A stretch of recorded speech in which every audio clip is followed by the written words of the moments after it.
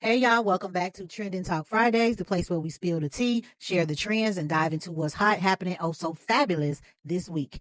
Whether it's the latest must-have products, viral moments, or tips to keep your life stylish and on point, this is your one-stop shop for all things trending. And the best part, we're here to chat, love, and keep it 100% real. So grab your favorite drink, get comfy, and let's jump into this week's hottest topics. Are you ready? Let's go. RSVP with Lori, your soft life ambassador. Join me if you truly enjoy life. Please be sure to subscribe and click the notification bell. Up first, Party City has decided to close down all locations after nearly 40 years in business. I don't know if you guys remember, but in 2023, Party City filed for a Chapter 11 bankruptcy to restructure and manage its financial struggles. However, I guess that did not work because all their stores are closing immediately. Go ahead and make sure you stop by your local Party City. I'm sure they are going to have a great sale. And this could signal a shift in how people are buying party supplies. So a lot of people are shopping like Amazon, Michael's, Hobby Lobby. So many other options than Party City are available now. So I guess the sales took a dramatic hit. Are you a loyal customer, or have you already started shopping elsewhere for your party needs? Okay, now y'all know the internet was buzzing with this drama. Remy Ma calls out her husband Papoose for allegedly cheating with boxing champ Clarissa Shields. Now, if this is true, it had everybody shocked, completely shocked. They were the shining example of black love, black love, black love. I don't idolize any of these celebrity couples, so not myself, but you guys believe they were just the epitome of black love because he waited for her to get out of prison and blah, blah, blah. Remy Ma saying that he definitely didn't. He was seeing other women. I think he was still loyal to her, even if he saw other women while she was in prison, because the bottom line is he still waited for her. Now, her and even Clarissa Shields got into a little back and forth because she was calling Clarissa a fan. Clarissa was calling her a fan, going back and forth, back and forth. Now, I think that's a little selfish on Remy Ma's part because when she was called out for cheating on Papoose with Eazy-E from the rap battle world, he never said anything. Papoose never said anything. But anyway, they are going back and forth. Even Fat Joe tried to jump in and said he couldn't get them to stop. It's really a mess and it's really embarrassing. I think Remy Ma is really going out sad. I think she's making herself look like a complete fool for even engaging in this. Whatever was going on, she should have left it behind the scenes. Take us out the group chat. Thank you. Donald Trump is stirring the pot again. This time it's with daylight savings time. Rumor has it Trump is eyeing a plan to end the twice-a-year clock changes and stick to a single time year-round. This has been a hot debate for years, with many Americans divided on whether we should adopt permanent standard time or daylight savings time. Supporters say ditching the clock changes could improve sleep, health, and productivity, while critics argue over which time system is better for schools, businesses, and daily life. Congress has flirted with the idea before, like the Sunshine Protection Act, but it hasn't stuck. I am in agreement with ending daylight savings time. Would you be down for no more clock flipping, or are you team keep the tradition? Let's hear your thoughts. Okay, y'all, one of Nick Cannon's baby mamas, Bree, is setting the record straight about her relationship with Nick Cannon and is giving unconventional love story vibes. In a recent interview, Bree opened up about her dynamic with the media mogul, clarifying that they're not just co-parenting their son, Legendary Love, they are very much together. Bree emphasized that while their relationship may not fit the traditional mold, it works for them, adding that Nick is deeply involved in her and their son's lives. This revelation has sparked debates online, with some applauding their honesty and others questioning how Nick manages his relationships with multiple partners and children. It's clear Bree feels secure in the arrangement, but it has people asking, is non-traditional love becoming the new normal? Would you be down for this kind of setup, or does it sound too complicated? Let's chat. It's official. Chance the Rapper's wife, Kirsten Corley, has filed for divorce after the couple announced their separation earlier this year in April. Fans were heartbroken to see the end of this relationship, as the pair have been together since high school and share 2 children. While the details of the divorce filing are private, many are speculating about the challenges the couple faced, especially after public scrutiny of Chance's behavior earlier this year sparked some online buzz. Kirsten's move seems to signal that the separation is permanent and both parties are likely focusing on co-parenting their daughters. This news has left fans wondering how Chance will channel these personal struggles into his music. He's always been raw and vulnerable in his art. Do you think we'll get another soul-bearing album out of this chapter? Let's talk. The Supreme Court has officially agreed to hear TikTok's arguments regarding potential bans in the U.S., marking a critical moment for the widely popular platform. This case comes after ongoing concerns about national security and data privacy, with lawmakers claiming TikTok's Chinese parent company, ByteDance, could pose risk by sharing user data with the Chinese government. TikTok argues the ban will violate First Amendment rights and affect millions of creators and businesses that rely on the app. Those of us that are TikTok Shop affiliates or content creators, I think it's a great app. Honestly, it's the only app that really pushes you to actually be an influencer. Most apps do not give you that push out. You really have to have the brands behind you. It gave so many people opportunities that don't have a high follower count to really get in the influencer realm. Like, I'm making money from brands now. It's not thousands of dollars, but I have that opportunity when I have been trying to become an influencer for many years, but most brands won't even respond to your email unless you have 100,000 followers or more. So I do appreciate TikTok.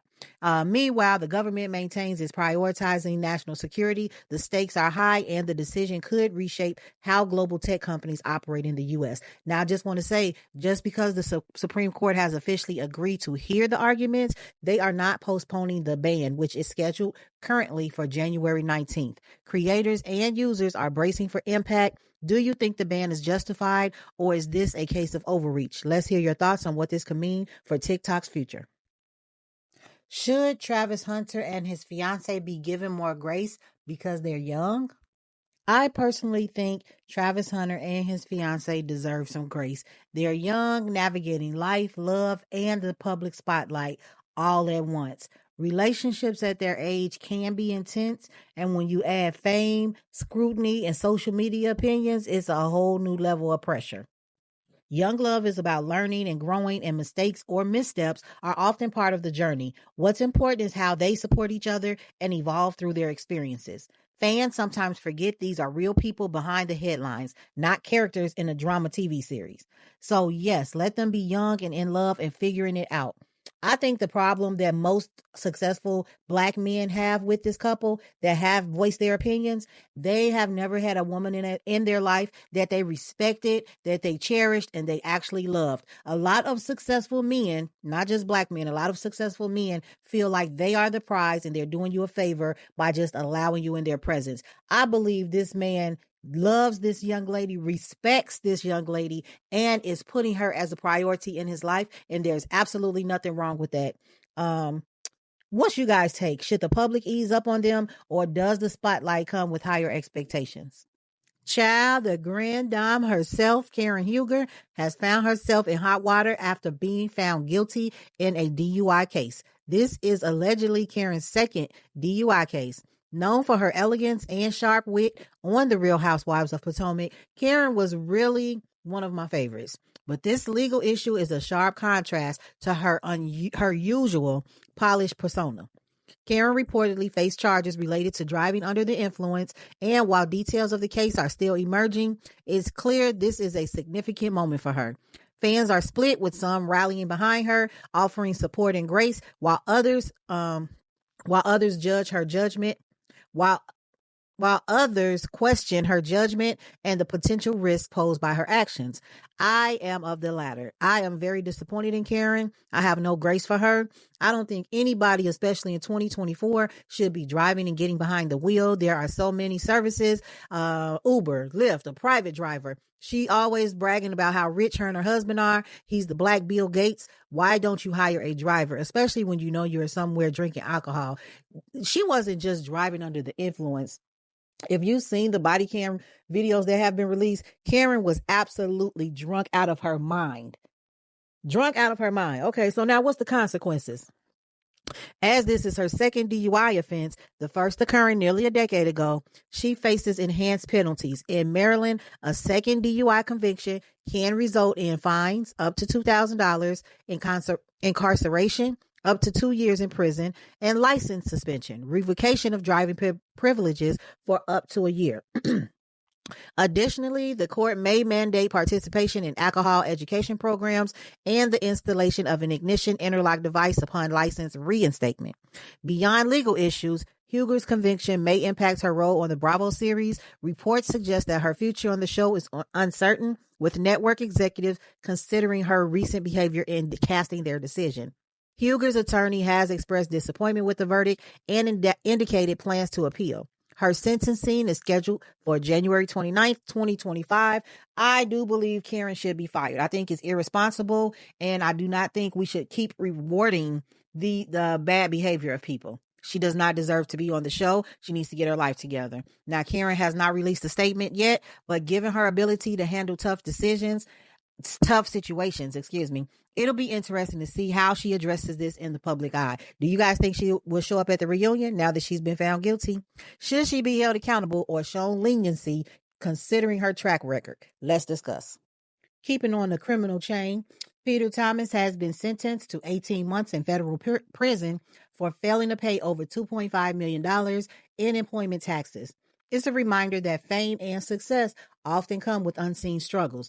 Every single time you think you have gotten away with something, it's going to circle back.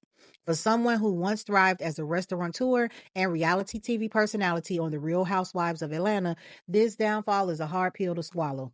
As for Cynthia Bailey, it does seem like she dodged a bullet. Their relationship was often rocky, and since their divorce, she's moved on to live a more peaceful life. If you guys can remember, finances were the number one problem in their marriage. Fans have long applauded Cynthia for her grace and resilience, and this news likely reinforces her decision to step away from that partnership.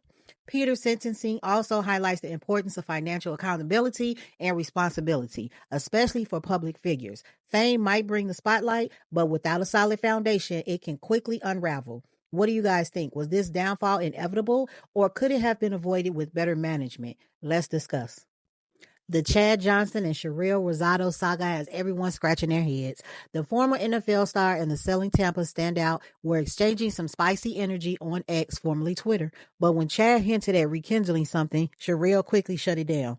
Now, we're wondering, or I'm wondering if the two are genuinely done or just playing coy and teasing a possible reconciliation.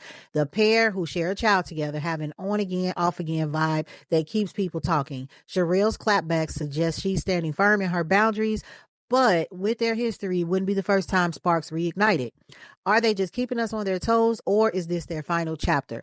I think they're just playing with us mainly because I think she would have had him blocked if she meant business. If she was standing on business, I think she would have had the man blocked. And I know Chad, he don't want to be embarrassing himself, so he could have easily texted her or whatever. He posted her picture on purpose. So what's your take? Should they let bygones be bygones, or is there still hope for love? Okay, that's a wrap for this week's Trending Talk Fridays. I hope you enjoyed diving into the hottest trends, juiciest topics, and all the fabulous vibes we brought your way. If you love today's conversation, don't forget to give this video a thumbs up, subscribe if you haven't already. What you waiting for? And hit that notification bell so you never miss a beat. And hey, I want to hear from you. What was your favorite part of today's chat? Or do you have a trending topic you want us to cover next week? Drop it in the comments below. Let's keep the conversation going. Until next Friday, stay fabulous, stay trending, and keep shining. Bye for now. And as always, these are my opinions, not the law.